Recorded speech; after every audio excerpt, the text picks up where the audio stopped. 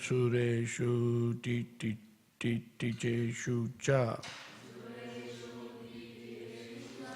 Dupamodita Shalayam Justayam Malyadi Pakai Pranmukeshu Pavishteshu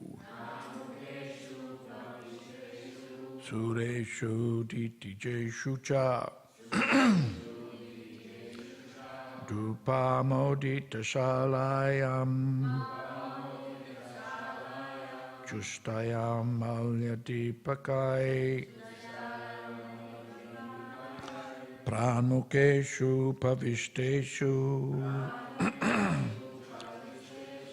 Sureshu Titijeshu Cha Dupamodita Shalayam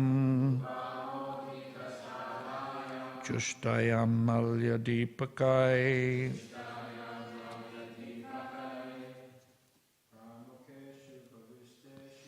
Pranmukeshu Pavisteshu Sureshu Titijeshu Cha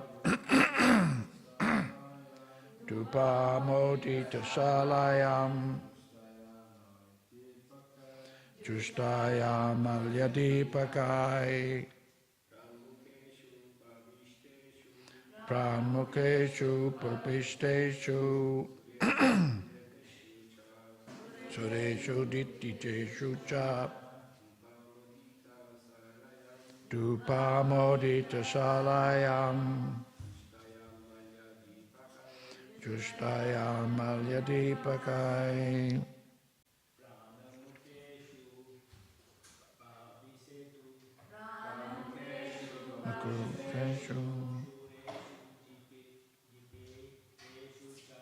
Sureshu Titijeshu Cha Dupamodita Shalayam Justayam Malyadipakai. Ladies.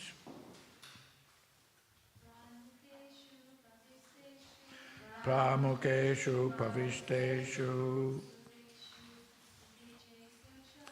Sureshu Titijeshu Cha Dupamodita Shalayam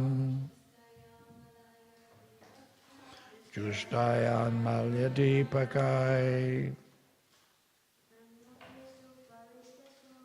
Pramukeshu Pavisteshu Sureshu Titijeshu Cha Dupamodita Shalayam Justayam Malyadipakai Pramukeshu facing east Upavisteshu were sitting on their respective seats. Sureshu, all the demigods. Titijeshu, the demons. Cha, also. Dupa Amodita Salayan. In the arena, which was full of the smoke of incense. Justayam, fully decorated. Malyadipakai, with flower garlands and lamps. Tasyam, in that arena. Nara Indra, O King.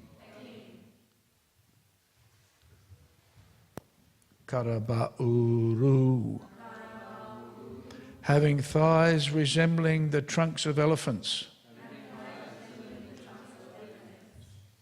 Ushatukula, dressed with a very beautiful sari.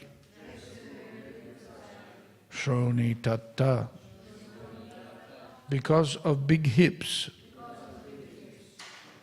Alasagatihi, stepping very slowly. Madhavivala Akshi, whose eyes were restless because of youthful pride. Sa, she, kujati, tinkling, kanakanupura, of golden ankle bells. Sinjitena, with the sound.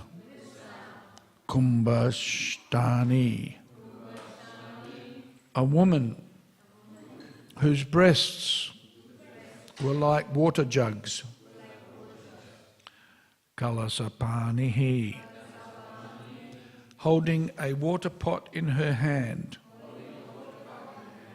Ata, thus, Avivesha, entered the arena.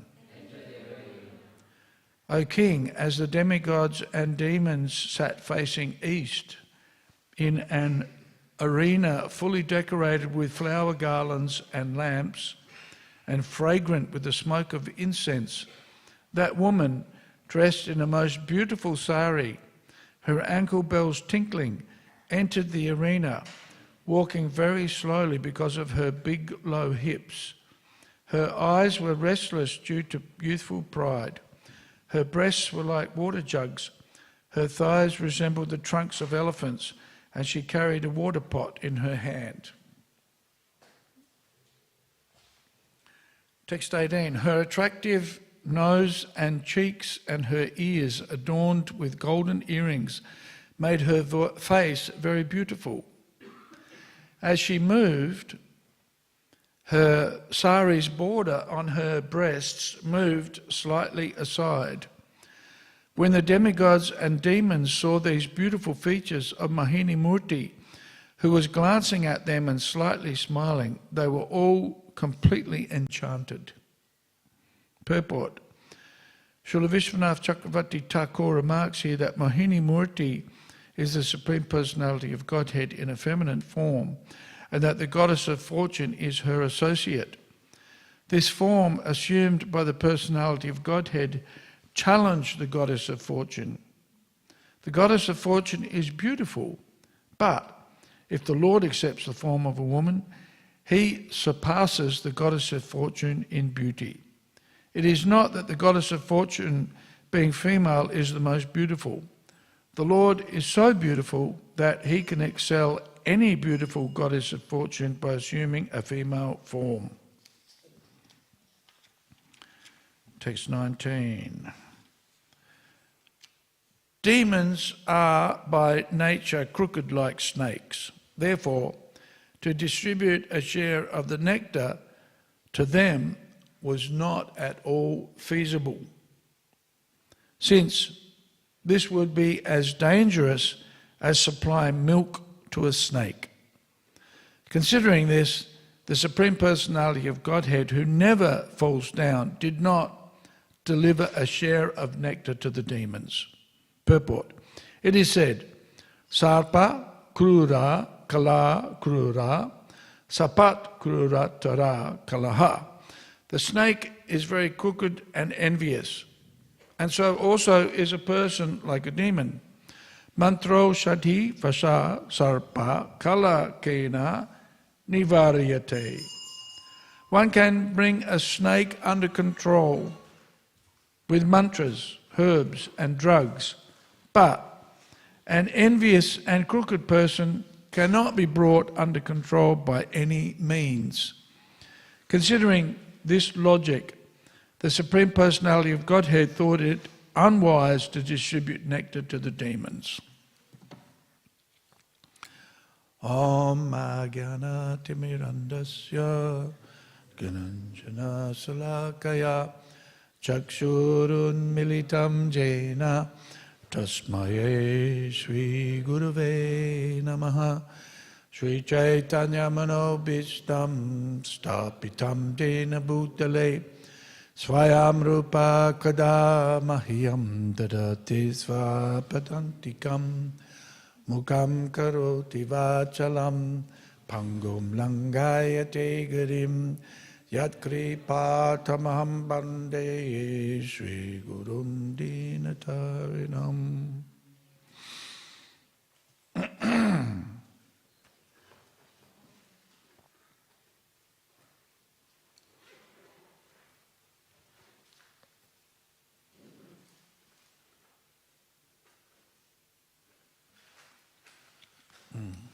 So, Krishna has a plan.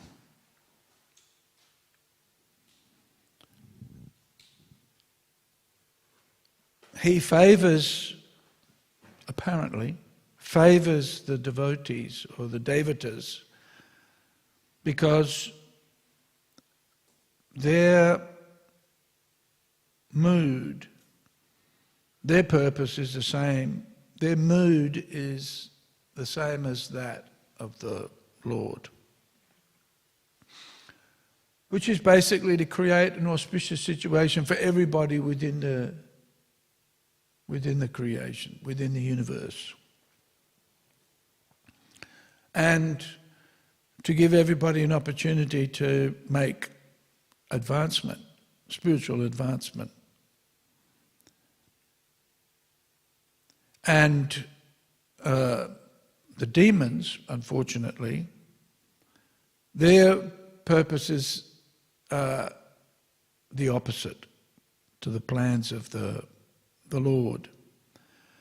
So therefore, even though Lord Vishnu is equal to everybody, still, in this circumstance, in this situation, he could appreciate that giving the demons the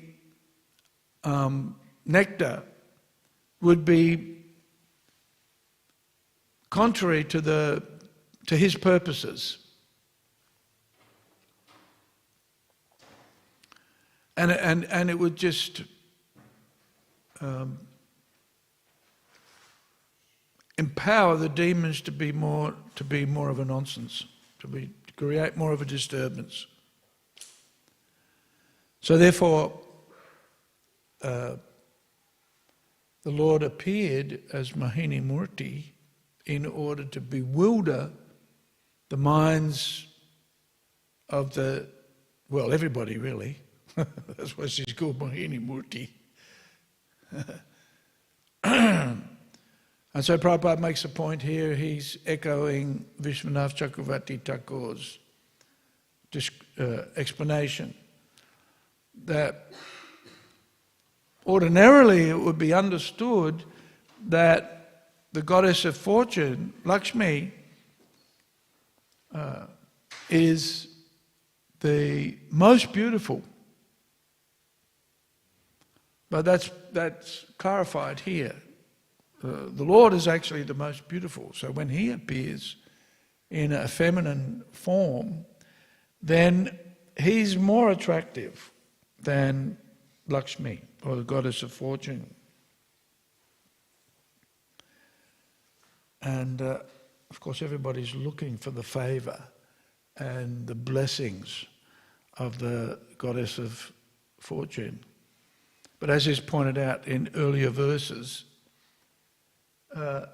if one wants to be favoured by the goddess of fortune, then one needs to understand the relationship between her and Krishna, or the relationship between Lakshmi and Narayan.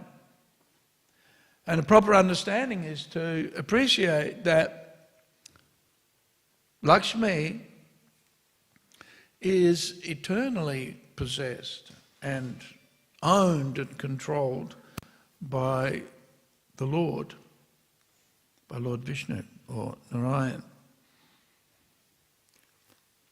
And if one wants to be blessed by Lakshmi, then one needs to be fully engaged in Krishna's service And that mood of service is to appreciate and understand that everything belongs to God, basically. Isavasyam idam sarvam yatkincha jagatam jagat tena chaktena bunjita magrita kasya sviddanam. Everything, animate and inanimate, within the creation is owned and controlled by the Lord. And we can accept that which is set aside as our quota, but we shouldn't try to take more than what is required or necessary. In other words, we can meet our needs, but we don't necessarily have to pursue all of our wants, which can be unlimited. Right? In the material world, we experience some enjoyment, and then instead of being satisfied, we want more. Right? Give me more. So, it's a nature, the characteristic of a devotee is to be, to engage everything in Krishna's service. And because of that mood of understanding, appreciation, that everything has a connection with its source, and that the origin of everything is the Supreme Personality of Godhead. So everything should be then engaged in the Lord's service. Whereas the mood of an asura is the opposite. When the demons see opportunity for sense gratification, and that's what they pursue, without a proper understanding of who it actually belongs to. And so therefore in the pursuit of that sense gratification, they perform activities that are actually not even beneficial for themselves. Like Prabhupada mentions in the Bhagavad Gita, that the happiness that one derives from sense gratification is actually the enemy of a devotee. Right? Because we become enamored by that experience of enjoyment and think that that's the be-all and end-all of existence, but actually the pursuit of happiness in the material world is practically impossible, because it has a beginning, a middle, and then, unfortunately, an end. Whereas one who's engaged in devotional service is always happy.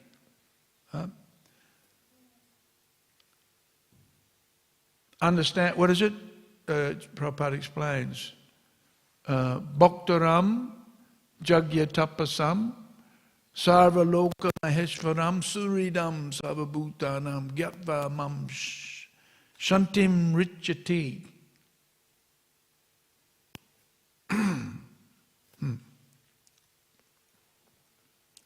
This is the advantage of getting up early in the morning. You can remember slokas.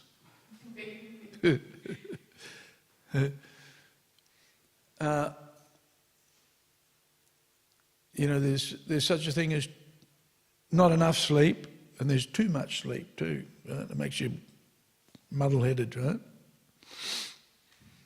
So good not to be muddle-headed. Although that's hard to achieve, right? Not to be muddle-headed. Material world is designed to make us muddle-headed, bewildered by sense gratification. Right? So one who understands Bhaktaram Jagya Tapasam, and it's a sacrifice. The Vedic culture is focused on Jagya, sacrifice, and the devotees sacrifice their own personal ambition, their own personal satisfaction, their own personal enjoyment even, for the enjoyment of Krishna. But the interesting thing is, if we work for Krishna's pleasure, then automatically we'll be happy, we'll enjoy. Right? This is the nature. Suridam Sarvabhutanam. Krishna is the friend of everybody. He's the well-wisher and the benefactor of all. And so when we're engaged in serving Krishna, as Maharaj mentioned yesterday, we're always worried about what's in it for me. What will I get? If I give everything to Krishna, well, actually, it's ironic, isn't it? We don't give everything to Krishna. It belongs to him anyway, right? He gives it what we have, so-called have, and and even that's that's an interesting concept, because what do we have? We arrive in a world with nothing. We end up going with nothing, right? So what really belongs to us in any case? Ultimately, and this is why the devotee's mentality or mood is very different to that of the asuras. The devotees see everything as belonging to Krishna and then use it for Krishna's pleasure or for Krishna's service. Even though there are things set aside for us. Krishna provides us with everything, ultimately. There's a worry. Oh, if I give everything to Krishna, what will I have for myself? Who will look after me? Right? Is everybody here getting well fed? Huh? Anybody who doesn't have clothes to wear? Do you get to sleep at night? Are you all sleeping? Yes. Are you warm at night? This is what my mum would ask me. These are the questions my mum would ask me. Are you sleeping warm at night?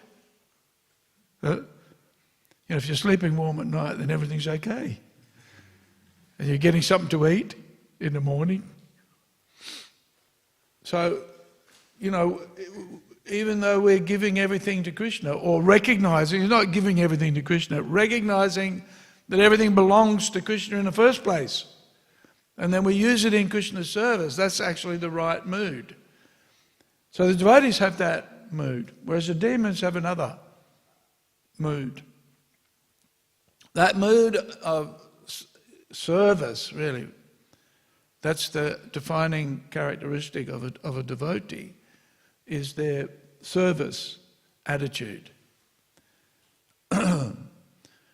Pranipatena pariprashnena sevaya. Respectful, humble, inquisitive, and prepared to render service. So the devotee's first inquiry is, how can I serve you? And of course that doesn't mean being exploited by fools, right? But rather service of the right tenor, the right mood, the right motivation. So Mohini Murti has appeared in this strikingly beautiful form, designed to bewilder everybody, but especially to bewilder the demons, right? Because she knows, Krishna knows, that the demons have the propensity to create trouble for others. And here described like, what, in this purport, what are they described to be like? Oh, we're now in the purport to text 19, is it? Yes, text 19. No, sorry, not text 19. Oh, yes, it is. Okay. What are the demons likened to? in this purport. Snakes. Yeah, snakes. And Prabhupada characterizes the quality or the character of a snake as being what? Envious, yeah. Bite without provocation. Right? And you hear stories of this in Mayapur.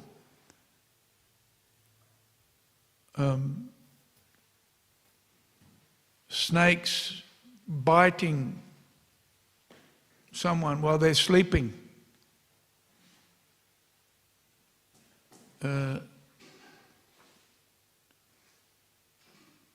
Which, you know,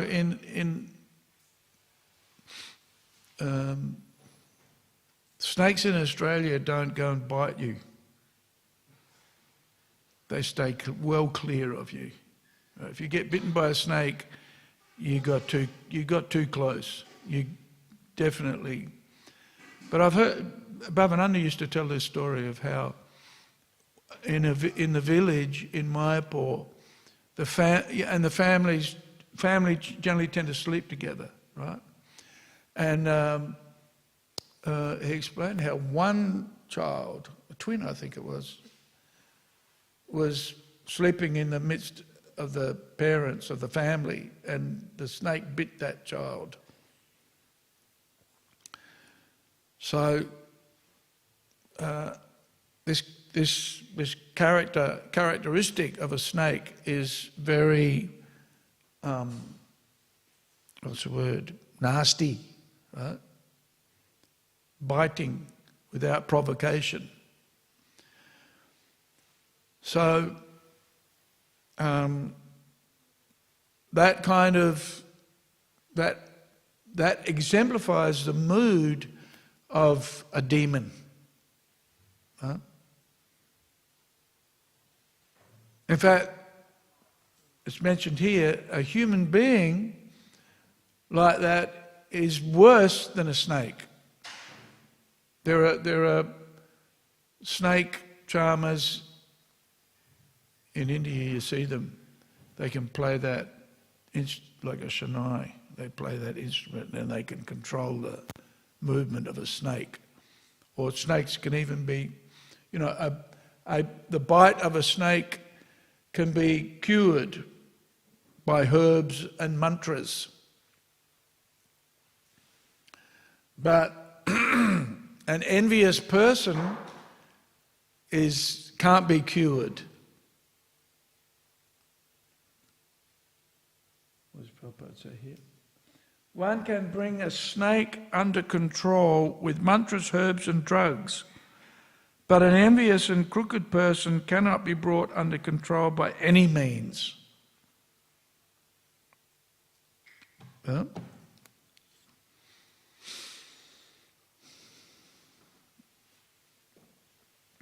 you know, sometimes, I don't know if you've experienced this, but sometimes somebody will have a go at you. Have you experienced that? For no reason. Just they don't like you. Huh? And usually because you've got something they want. Right? We see that with people who are very critical of others. They very often criticize people because they want to elevate themselves above that person, or they want the position that that person's got.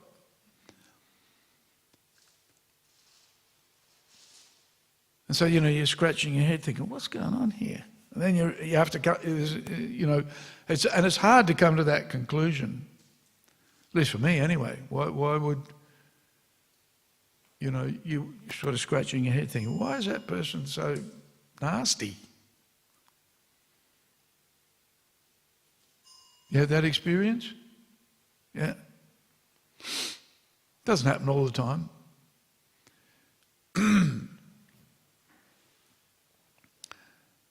So Prabhupada explains here, this is a mood of a crooked person, right?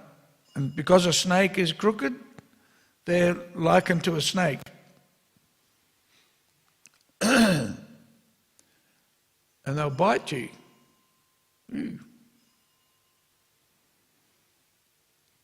So, Mohini Murti, Lord Vishnu,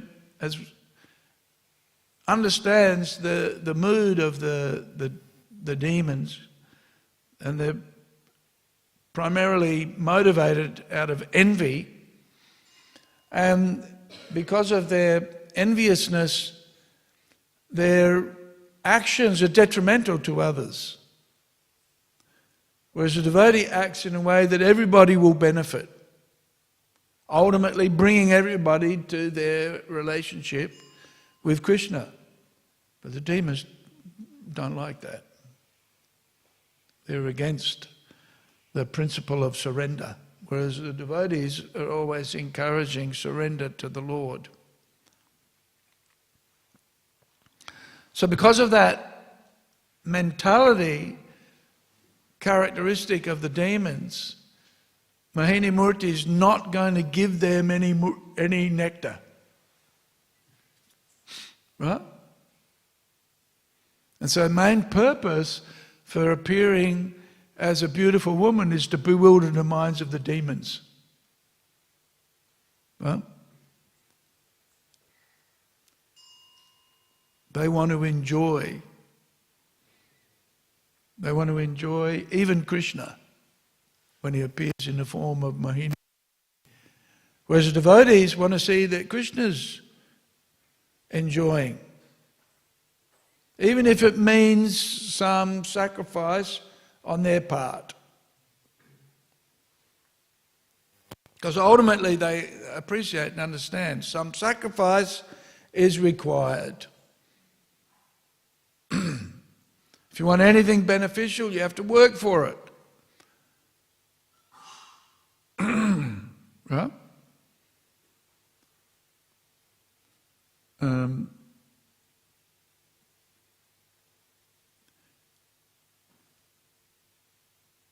There was a pop song when I was about 16, I think it was.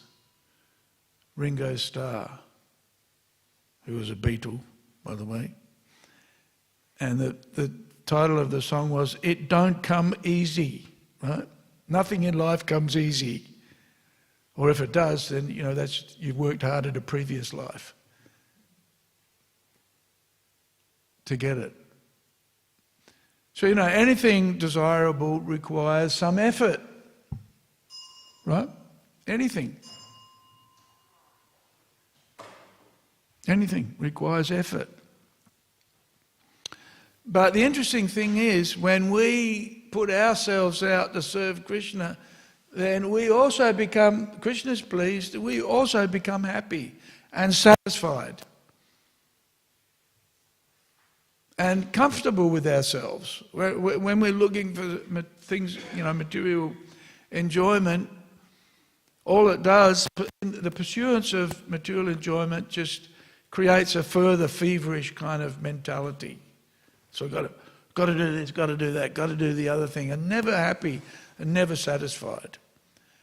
Whereas if we give up some of our own personal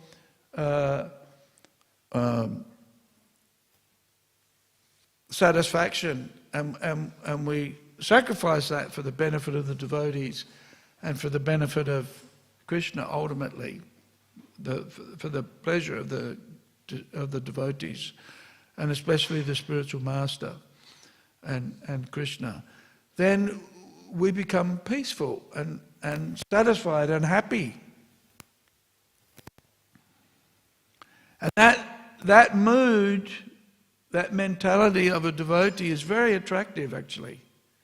That sense of satisfaction, of peacefulness, of my mental and sensual self-control is very desirable, very attractive. That's what makes devotees attractive, because they're peaceful and satisfied. Yeah. confirmed. Although, what are you doing there?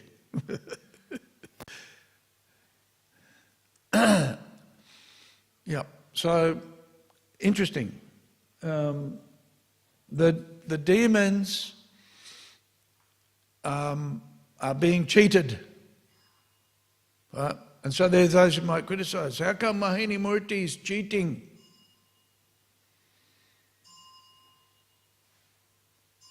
And yet, actually, she said to the demons and the demigods, you have to agree to whatever decision I make, even if I'm cheating you. Which is like, that's got to be a bit of a warning, doesn't it? But they're so, they're so enamored by her beauty, they're like, whoa, whoa, whoa, whoa, whatever you do, it's okay. Right? And of course that's her purpose. Her purpose is to completely bamboozle the demons so they don't know what's going on. But also to nourish and protect and to nurture the devotees. Because they're ultimately, their actions are meant for the benefit of everybody. Whereas the demons are only focused on short-term benefits that are ultimately temporary and limited.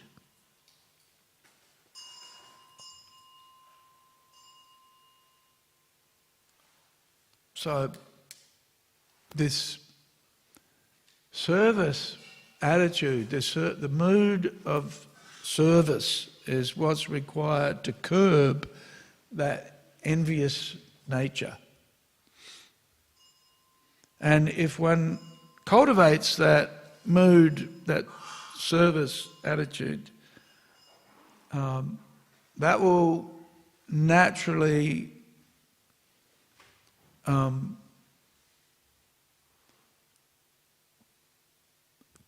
dissolve the envy of others.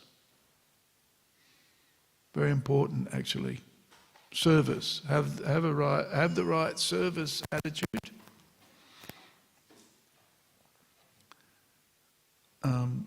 That then dissolves envy of others.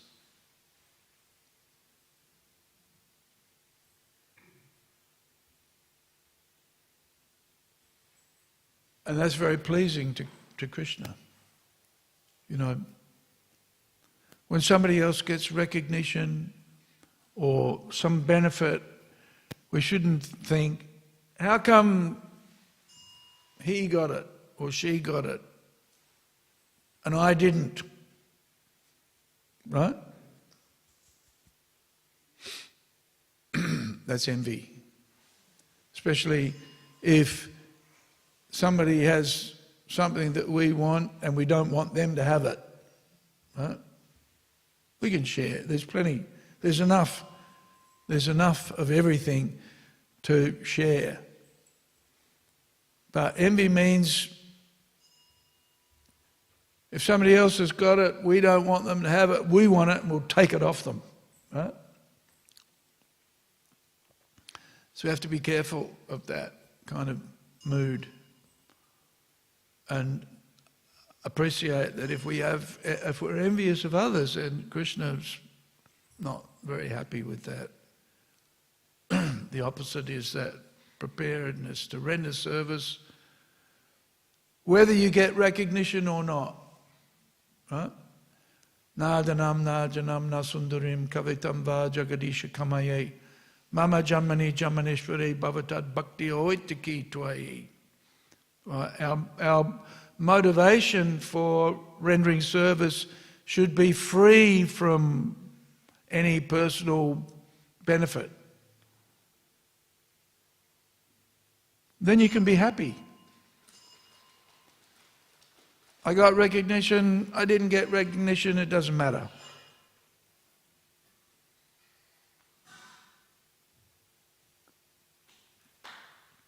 And we used to, I guess we probably even have it today, when we read out the book distribution scores. Right? We've only distributed one small book, 0.25 book points. And then somebody else has distributed 2 sets of Śrīmad Bhāgavatams. Ki jai, Haribol.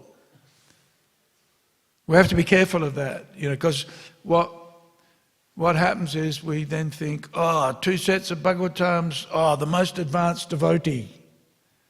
Right? But not necessarily. Maybe just the best salesman. Right? Not bad, obviously. But we shouldn't be thinking, how come she sold 2 sets of Bhagavatams and I didn't?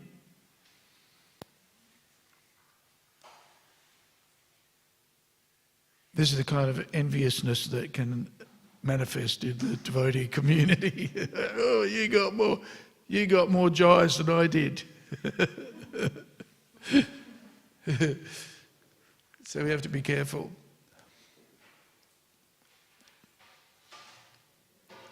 And also appreciate that, Krishna's in the heart. Suridam Sarvabhutanam. And he'll reciprocate with us. If we're rendering service to the devotees, we're rendering service to the spiritual master, we're rendering service. That's all we do, really. And that's our satisfaction. That's our great satisfaction, is to render service. And do it without motivation. And not, I didn't get any recognition, what's going on? Why isn't anybody noticing me? I'm such a great devotee. Right? Challenging, really.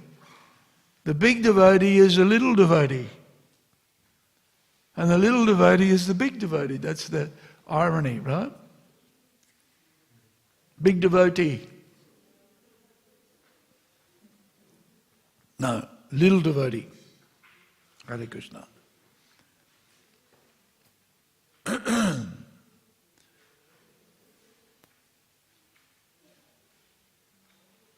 And we have to be careful.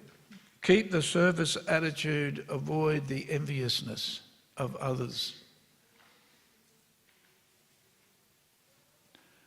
Because as we see here, when a person is envious, the demons are envious, they want the position of the demigods, Krishna doesn't give it. In fact, goes out of his way to ensure you don't get it. For our benefit, actually. For our benefit.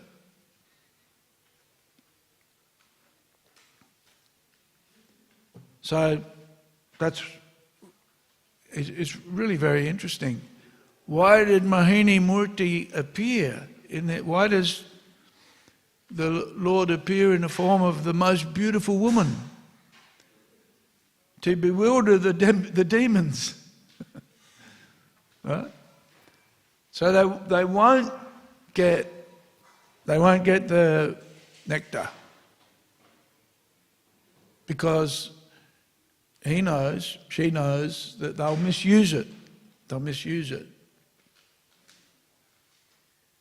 So sometimes we may be restricted by circumstance, ultimately by Krishna. But that's for our benefit, not for our detriment. Especially if our mood is to want to enjoy rather than serve. So we have to be careful.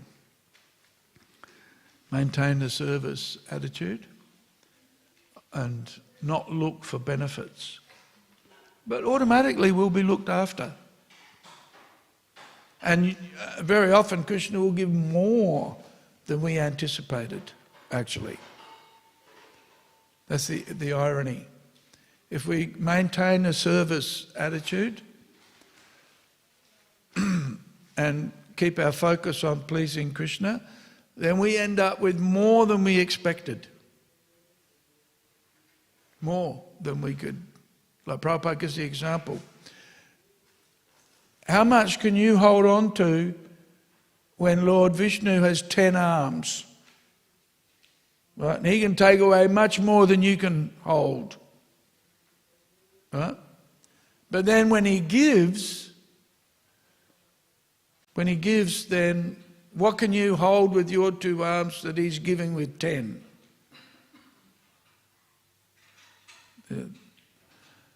And you know, you can see that. Prabhupada spent maybe a decade, maybe even longer, between 1955 and 1965.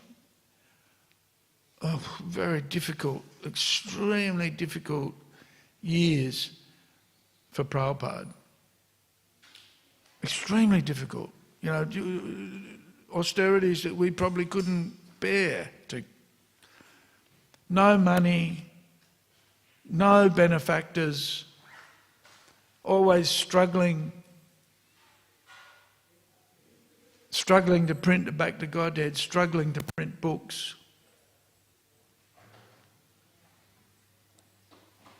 And Prabhupada didn't have a Sankirtan party. He was the Sankirtan. He was the book. He was the author, the publisher. He didn't do the printing, but he was the publisher. And then when he had the books, what did he have to do? He had to go and sell them. They didn't sell themselves.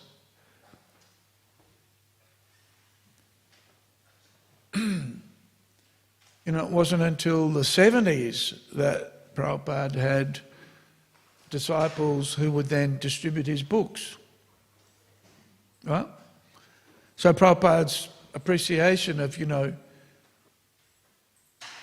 having everything taken away, but then being given more than Prabhupada himself said, you know, more than I can manage.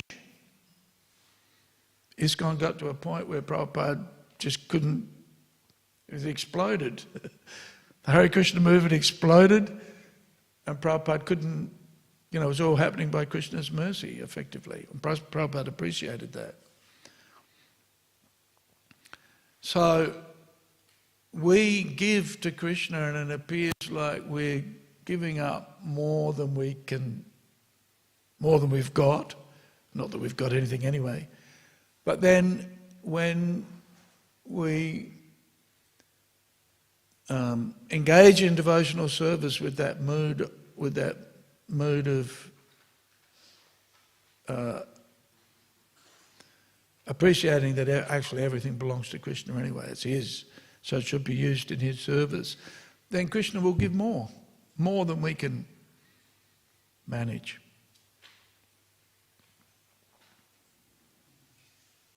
Okay, does anybody have any comments or questions?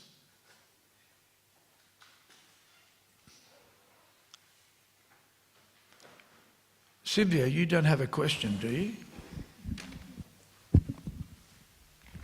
Hare Krishna, Prabhu. Thank you for the nice class. You were talking about envy and how it's a quality like the demons have. And you mentioned how in envy... Everyone has? That the demons usually have in them. The demons. Sometimes devotees have it too. Yes.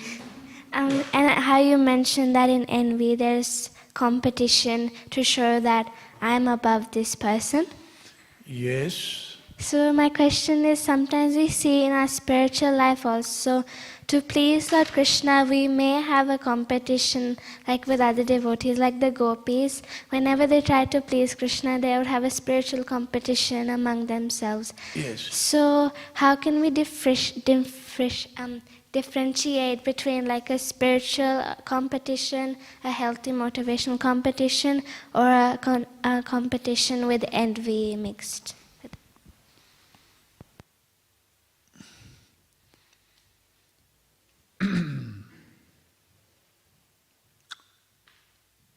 Well, I think the distinction is when you want something and you don't want others to have it. You want it. They've got it, but you want it, and you don't want them to have it. Whereas in a spiritual competition, everyone's a winner, right?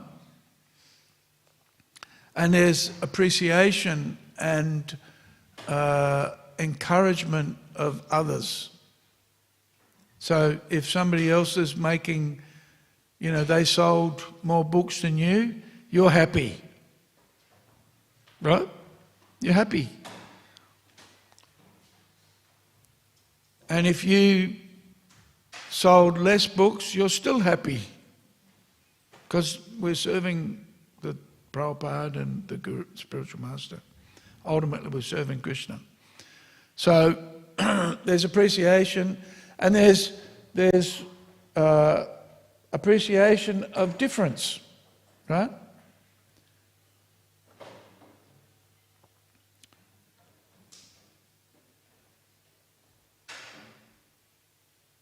And the fact that each one of us may have a certain capacity to render service, but the uniting, the binding element is that we're serving together. We're all serving for the same purpose. And so, when there's appreciation effectively, then that's where envy doesn't exist anymore, is lacking. But where there's that competition and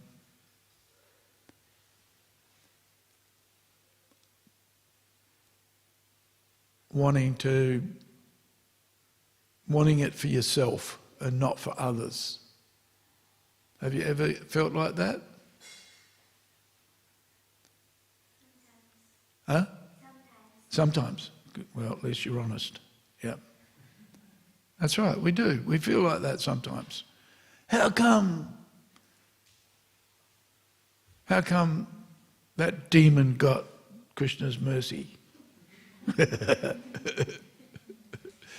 He's a devotee, not a demon. You're the demon. I'm the demon. That's how a devotee feels. I'm not a very advanced devotee. See, there's the spectrum of bhakti where we have what we can identify as Kanishta Adhikari. Then there's a Madhyam Bhakta, middle devotee, and then Uttama Bhakta. And generally the Uttama Adhikari considers themselves not very advanced. That's their symptom. Whereas the Kanishta Adhikari thinks, I'm pretty good. I'm a pretty good devotee. Right? And we're encouraged to move from Kanishta to, and Madhyam means recognizing, my motivation not always pure.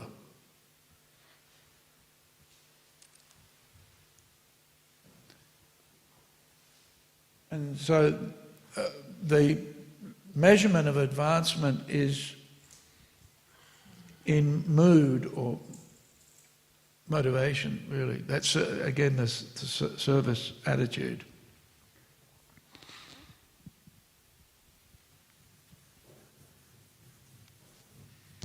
So, competition amongst the devotees is encouraged.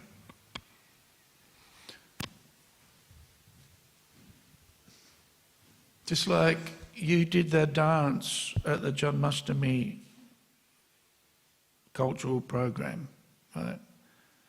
And Hemlata and a couple of others. And you're all wearing nice makeup and dressing in an attractive way, right?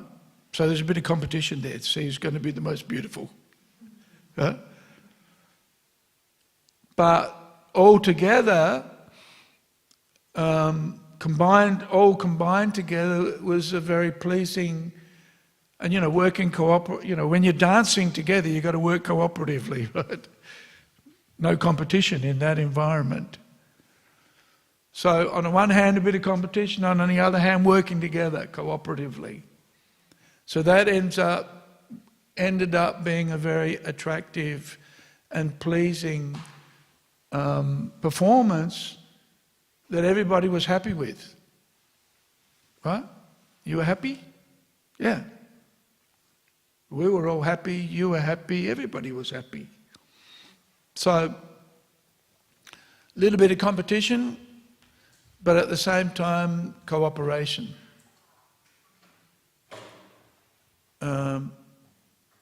Or, you know, the alternative is, you know, do something nasty.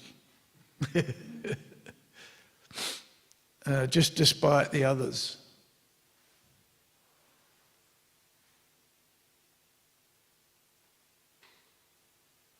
So so, you know, we have book distribution competitions.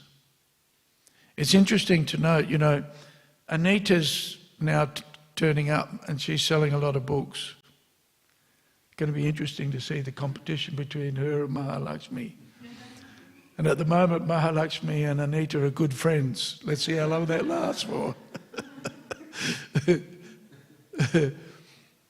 And I'm sure it's actually positive. So, encouragement, support, appreciation, that's a devotee's mood. And the envious mood is, you know, and do nasty things. Criticize the other person.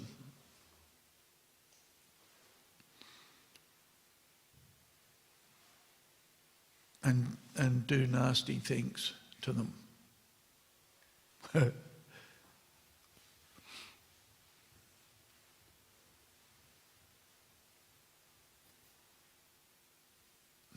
Is that all right? Now, how do we curb that? Sometimes that natural competitiveness, how do we stop that from being envious? And again, I think it's, you know, service. Be a cooperator, not a competitor. And Prabhupada encouraged competition too, by the way. But not at the expense of our service attitude. Yeah. Anybody else? Vijay.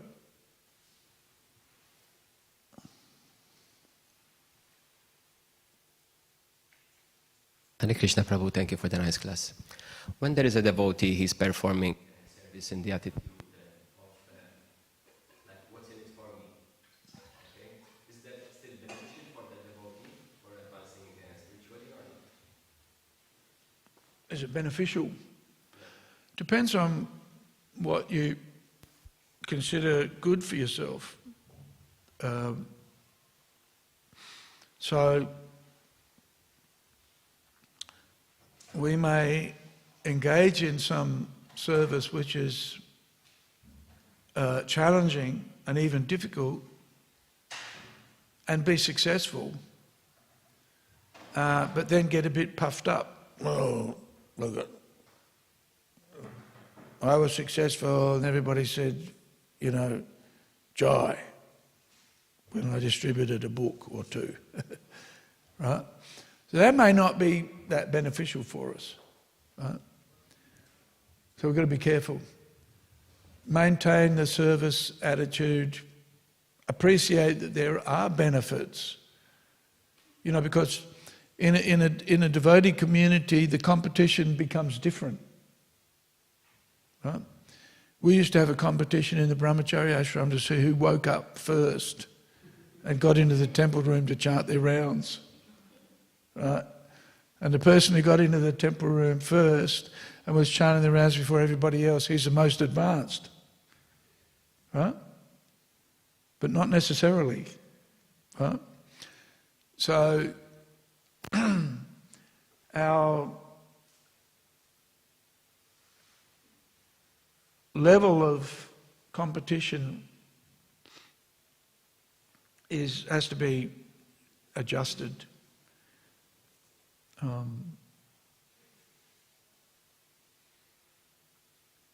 Even though we know getting up early and chanting rounds, before we do anything else in the day is the best, but we know that's good. And we encourage it. At the same time, we need to temper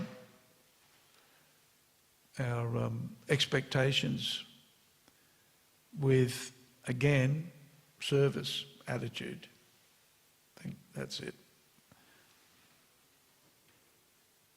So we can think, yep, if I perform devotional service, I'll benefit. And it's a fact. We're all benefiting when you think about it. If you live in Vaikuntha, then you benefit. And Prabhupada says this is not Vaikuntha, this is Vrindavan. So Vrindavan is higher than Vaikuntha, right? So there are opulences that come as a result of living in Vaikuntha. And Prabhupada says that. I was reading it yesterday somewhere, maybe in this purports, in the previous chapter. And Prabhupada making the point that if you're living in Vaikuntha, then automatically you get the benefits of Vaikuntha. Right? And as I mentioned before, you get a decent feed, you've got a clothing, you're wearing nice clothes, you have a nice place to sleep, you've got a nice car to drive. Right? So we do get material benefits, but that's not why we do it. We do it ultimately to serve Krishna and have the satisfaction and the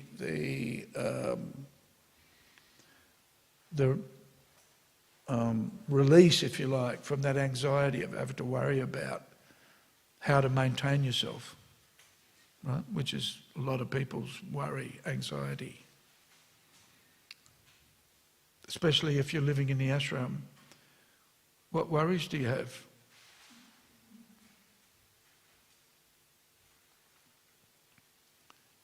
I tell you what the worries are, that the brahmacharis will put the spare tyre back in the car, in the vehicle that it belongs to, so they don't waste money. Right? They had a flat tyre, got it repaired, and then for 2 weeks they didn't put it in the vehicle that it belonged to. Right? They're driving it to the farm, wherever. What happens if you get another flat tyre? These are our big worries. Or, what are our anxieties? Are we going to be able to feed everybody that comes to the Sunday feast?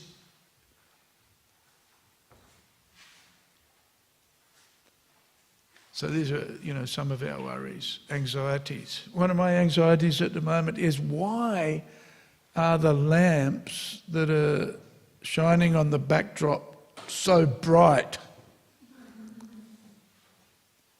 This is my worry. Big worry, huh?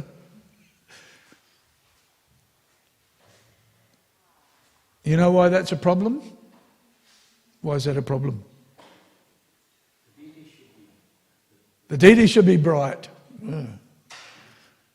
Well, at least they should be balanced. Right? When you try to take a picture with a camera of the deities, because the deities are darker, the backdrop's always blown out.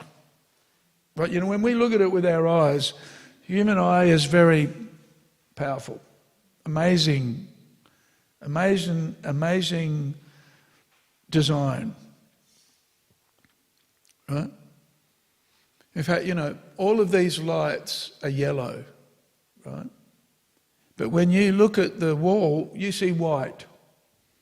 But if you take a picture of that with a camera that hasn't had the white balance tuned, it looks yellow, right? But when we look at white things, even though that's illuminated by a yellow light, we see white.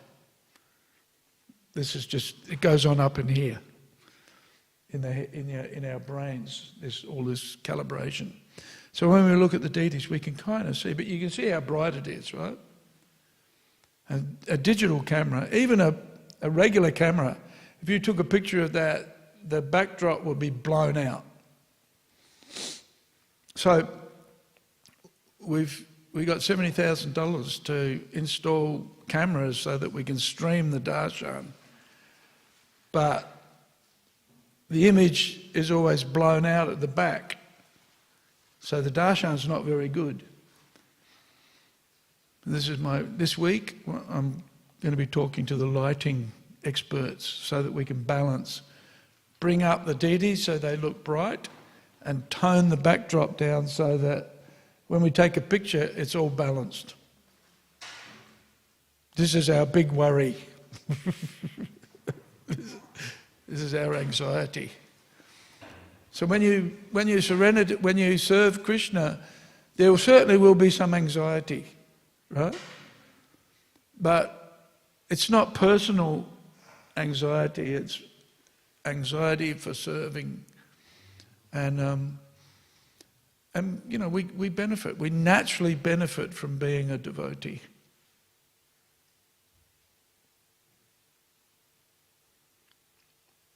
So there's no harm in appreciating that serving Krishna gives me some benefits. That's natural. But that's not why we do it, right? That's not our main motivation for doing it. We do it to please Krishna. Then automatically we're looked after. And I think all of us have experienced that. We're doing it now. You being looked after, Hare Gopal? Yeah. Are you being looked after, Sibya? Yeah. Yeah.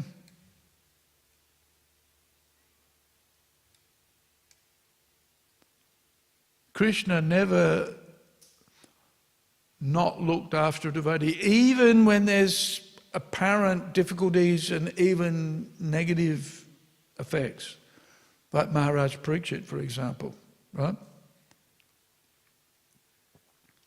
Interesting.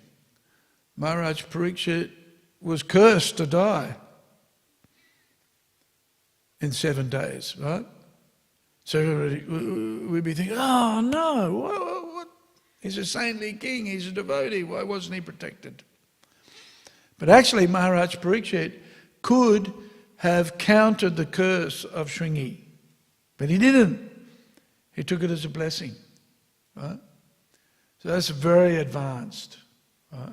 Very advanced devotee who sees, even if there's some difficulty, it's a blessing because it means I remember Krishna.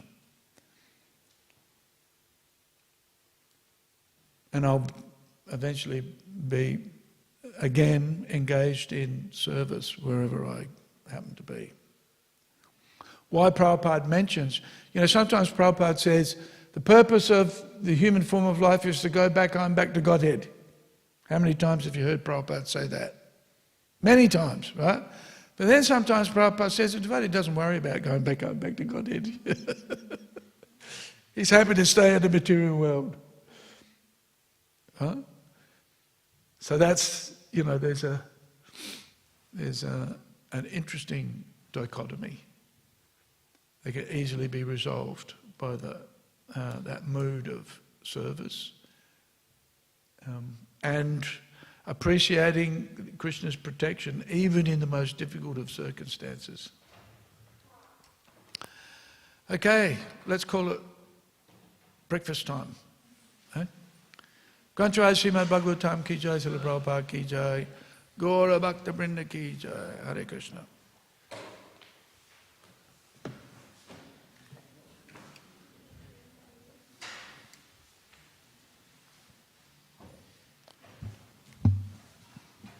Oh, here's our worry, you know, somebody's stolen the first canto of the Bhagavatam. Thanks. These are the kind of things we worry about. Who stole the Bhagavatam?